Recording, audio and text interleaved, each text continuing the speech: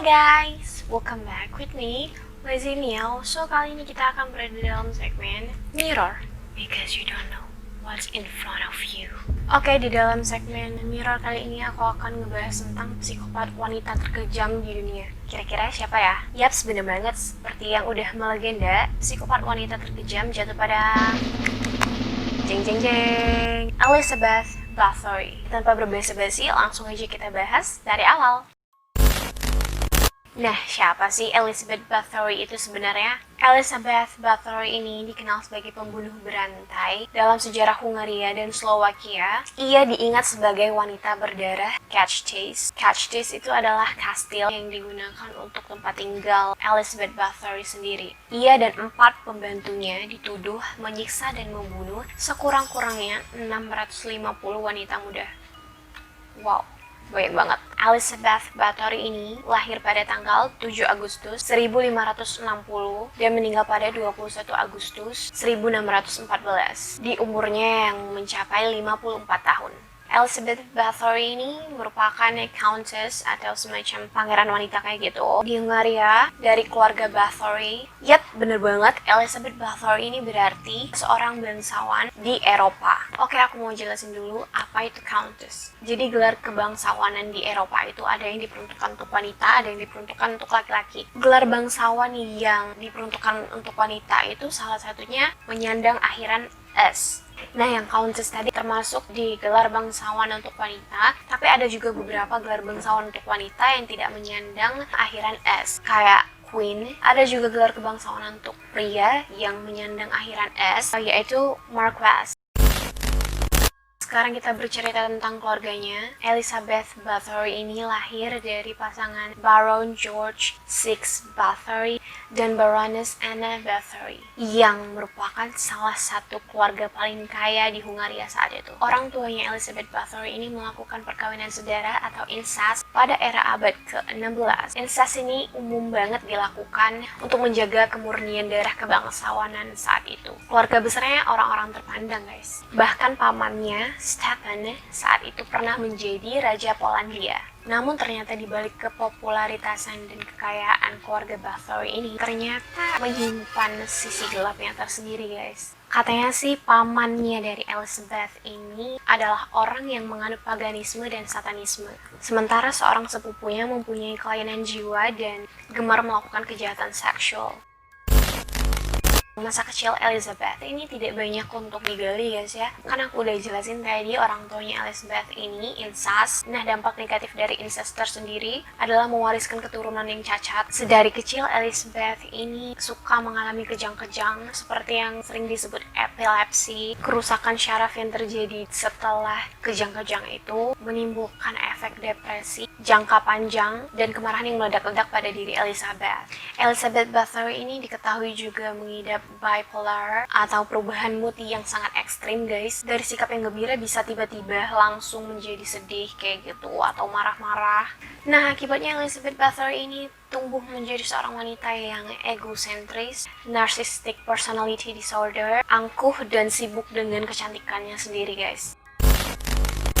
Sekitar tahun 1570-an diberitakan bahwa Elizabeth ini siap dipersunting. Setelah itu dia dijodohkan dengan Count Ferenc Nadasdy dan akhirnya bertunangan. Walaupun Elizabeth dan Ferenc Nadasdy ini udah tunangan, guys, kayak di film-film gitu, dia jatuh cinta sama rakyat biasa. Pada tahun 1574, Elizabeth ini terlibat masalah yang sangat besar dan fatal, yaitu ia hamil di luar nikah. Akhirnya ia diasingkan di suatu tempat sampai ia melahirkan seorang putri bernama Anastasia Bathory. Bayi itu pun diserahkan kepada keluarga petani untuk diasuh, dan identitas keluarga petani tersebut sangat dirahasiakan. Pada tanggal 8 Mei 1575, di usia 15 tahun Elizabeth ini akhirnya menikah dengan Count Ferenc Nadasdy yang 10 tahun lebih tua darinya.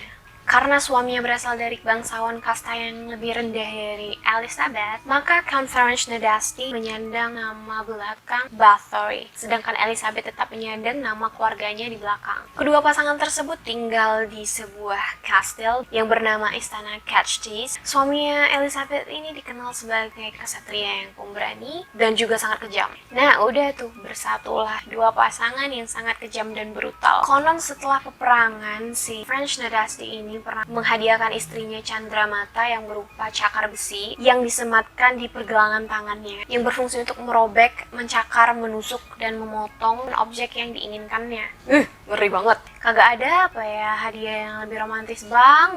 Bunga kek? Jangan aja bunga kematian. Nah, suaminya Elizabeth ini jarang mendampingi Elizabeth dikarenakan ia sibuk dengan peperangan. Saat itu ia lebih sering berada di medan pertempuran melawan Turki Utsmani atau Ottoman Empire. Nah, Elizabeth yang ditinggal LDR oleh suaminya ini merasa kesepian banget, guys. Disebutkan juga Elizabeth ini sering banget mengagumi kecantikannya dan mempunyai banyak kekasih gelap yang menemaninya di saat suami sedang berperang.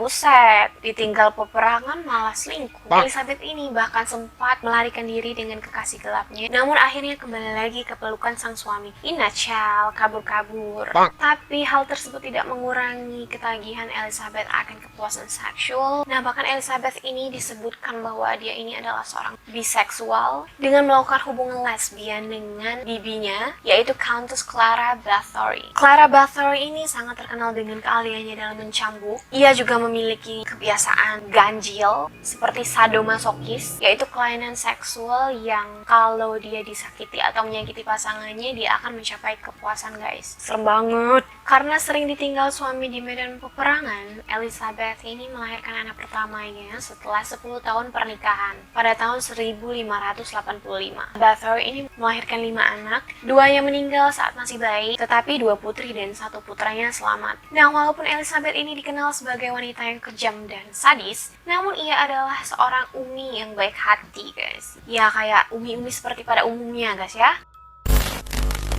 Elizabeth ini mulai terpengaruh dengan satanisme yang diajarkan oleh Dorothea Zentes atau biasa disebut Dorka. Nah, Dorka ini adalah seorang pelayan terdekatnya. Elizabeth mulai menyenangi kepuasan seksual dengan menyakiti, menyiksa pasangannya. Selain Dorka, Elizabeth juga dibantu dengan beberapa pelayan terdekatnya, yaitu Suster Ilona Jo, pelayan pria Johannes Huvari, dan seorang pelayan wanita bernama Anne Darfula yang merangkap juga sebagai kekasihnya Elizabeth ini. Nutshell. Sejak saat itu Elizabeth mengubah Istana Catchties menjadi pusat teror dan penyiksaan seksual. Para gadis muda yang jadi pelayannya itu disiksa dengan berbagai macam penyiksaan kayak diikat, ditelanjangi, lalu dicambuk, dan juga menggunakan berbagai alat untuk menyakiti bagian tubuh tertentu.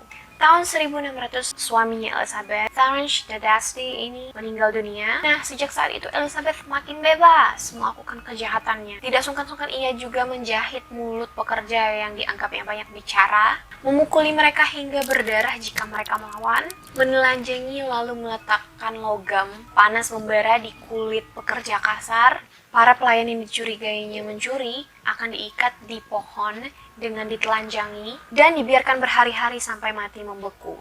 Gila, sadis banget. Nah, Elizabeth Bathory ini semakin menjadi-jadi ketika ia menjalin hubungan dengan Anne Darfula, pelayannya tadi. Si Anne Darfula ini ngomong bahwa ia diperintahkan Elizabeth Bathory untuk membuat kandang besi yang disebut dengan Iron Virgin untuk melengkapi koleksi alat-alat penyiksaan. Jadi nanti aku taruh gambarnya di sini. Nah, di dalam Iron Virgin ini ada banyak pisau-pisau. Nah, 2 sejoli psikopat ini menikmati penyiksaan budak-budak yang ditelanjangi lalu diikat dan dimasukkan ke dalam alat tersebut, guys. Ya, abis lah orang itu. Elizabeth ini pokoknya centil banget dah. Dia pokoknya sering banget berganti pakaian 5-6 kali sehari, guys. Bayangin siapa yang nyuci itu. Kalau aku kayak gitu, aku mah mikir siapa ya yang bakalan nyuci baju aku. Ya mah enak, keluarga bangsawan, banyak pelayannya. Lah gua. Dan juga dia sering banget bercermin berjam-jam di kamarnya. Pokoknya narsis banget dah dia. Segala macam skincare dicobainnya, guys. Mulai dari minyak, krim diolesinnya ke seluruh tubuh biar dia tetap cantik dan paripurna. Nah, setelah memasuki umur 40 tahun, dia mulai menyadari, waduh kayaknya kecantikan gue mulai memudar nih. Kulitnya mulai menunjukkan tanda-tanda penuaan dan keriput yang seharusnya sangat lumrah di umur segitu. Nah, suatu hari si Elizabeth ini sedang disisiri nih oleh seorang pelayannya. Secara tidak sengaja, si pelayan ini menarik rambut Elizabeth terlalu keras. Elizabeth pun marah. Ia lalu menampar si pelayan tersebut. Terus keluar tuh darah dari hidungnya si pelayan tadi dan mengenai telapak tangannya si Elizabeth. Saat itu seketika jiwa psikopat dan jiwa iblisnya tuh keluar, guys. Wah, darah gadis muda nih kayaknya memancarkan cahaya kemudaan mereka. Lalu Elizabeth memerintahkan 4 pelayannya yang tadi untuk menelanjangi gadis tersebut, menariknya ke atas bak mandi dan memotong urat nadinya, guys. Setelah si gadis kehabisan darah, Elizabeth itu langsung masuk ke dalam bak mandi yang berisikan darah gadis pelayan tadi dan berendam di dalam kubangan darah itu.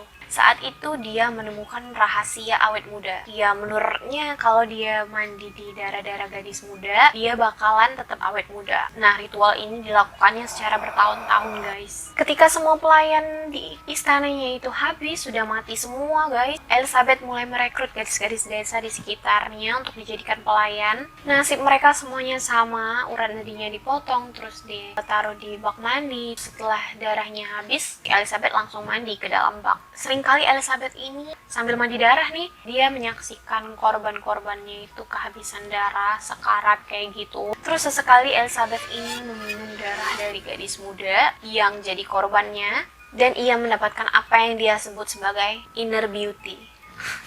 Kalau kulitnya cantik dari luar, dia cukup mandi aja, guys. Kalau dia minum, masuk ke dalam mulut, ke dalam badan, itu artinya inner beauty, guys ya. Jiwa psikopat emang beda. Di pertengahan tahun 1609, salah satu pelayannya, Anne Darfula yang merangkap juga sebagai kekasihnya si Elizabeth ini meninggal. Tak lama kemudian ia mendapatkan kekasih baru lagi yang bernama Erzy Mayorova. Fuck girl juga nih orang. Lama-kelamaan Elizabeth ini menyadari, kayaknya darah-darah gadis muda di desa ini kurang deh. Demi mendapatkan darah yang lebih berkualitas, Elizabeth ini mengincar darah para gadis bangsawan rendahan. Di tahun yang sama, tahun 1609, berkat bantuan si kekasih barunya, si Erzy Mayorova tadi, Elizabeth ini mengundang sekitar 25 wanita bangsawan miskin. Dia bilangnya sih mau ngajarin sopan santun dan tata krama. Tahu-taunya diculik, ya kan? Nah, sejak penculikan 25 wanita bangsawan rendahan tadi, muncullah bumerang nih bagi Elizabeth. Kalau rakyat biasa hilang mah bebas, gak apa-apa ya. Kalau gadis bangsawan mah jangan. Nah, hilangnya gadis-gadis bangsawan secara cepat itu mendapatkan perhatian di kalangan bangsawan, orang-orang berpengaruh, bahkan raja tersendiri. Nah, setelah saat itu, Raja Matthias II yang menjadi raja saat itu memerintahkan penggerbekan ke Kastil Catchtis dengan mengutus George Thurzo yang merupakan sepupu Elizabeth sendiri. Nah, pada tanggal 30 Desember 1610 digerebeklah tuh istana Catchtis pada malam hari.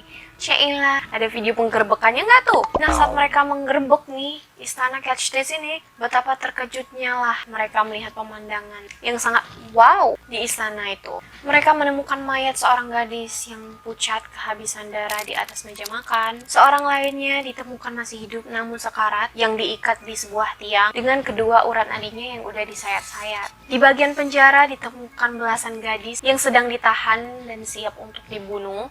Kemudian di ruang bawah tanah ditemukan 50 mayat yang sebagian besar udah mulai membusuk. Sekurang-kurangnya 650 orang tercatat di dalam pengadilan atas Elizabeth Bathory pada tahun 1611. Nama-nama tersebut didapatkan dari laporan berbagai pihak, mulai dari keluarga petani, bangsawan. Elizabeth sendiri tidak pernah didatangkan di pengadilan untuk diadili secara langsung karena dia masih termasuk ke bangsawan. Klan keluarga sekelas Bathory ini kebal hukum. Hanya 4 pelayannya yang diadili dan dihukum mati, ya, termasuk Erzy Mayorova tadi. Raja Hungaria memerintahkan Elizabeth untuk dikurung di dalam kamarnya di istana Catchtis selama sisa hidupnya. Para pekerja kemudian dikerahkan untuk menutup semua pintu dan jendela ruang kamar Elizabeth. yang hanya menyisakan lubang kecil yang digunakan untuk memasukkan makanan dan minuman untuk Elizabeth. Tahun 1614, 3 tahun setelah Elizabeth ini diisolasi di kamarnya, seorang penjaga melihat makanan dan minuman Elizabeth ini tidak tersentuh sama sekali. Penjaga itu kemudian mengintip ke dalam lubang kecil itu dan menemukan Elizabeth Bathory ini tertelungkup dengan wajah di lantai. Elizabeth, the Blood Countess Bathory ini meninggal di usia 54 tahun pada 21 Agustus 1614. Ia meninggal dikarenakan bunuh diri dengan menggigit pergelangan tangannya. Elizabeth Bathory ini dimakamkan di Castle Catchtis, tempat tinggalnya, pada tanggal 25 November 1614. Lalu jenazah Elizabeth ini diserahkan kepada keluarga Bathory di Castle Asset pada tahun 1617. Karena makam Elizabeth ini menimbulkan keresahan warga sekitar, anehnya pada bulan November 1619, saat kuburan yang diduga adalah kuburan Elizabeth Bathory ini digali, ternyata tidak ditemukan mayat dan tulang belulang sama sekali. Di waktu yang hampir bersamaan, dikabarkan sejumlah gadis tewas kehabisan darah. Apakah Elizabeth Bathory ini hidup kembali? I don't know. Gila guys, ceritanya sounds creepy. Oke guys, sekian dulu dari aku. Terima kasih untuk teman-teman yang udah nonton dari awal sampai akhir. Sebelum aku mengakhiri video kali ini, aku meminta sama kalian seperti biasa, jangan lupa like, comment, dan subscribe. Share juga ke teman-teman kalian biar pada tahu video Lazy Meow. Oh ya, jangan lupa nyalain notifications biar kalian nggak ketinggalan video terbaru aku. I'll see you later. Bye bye.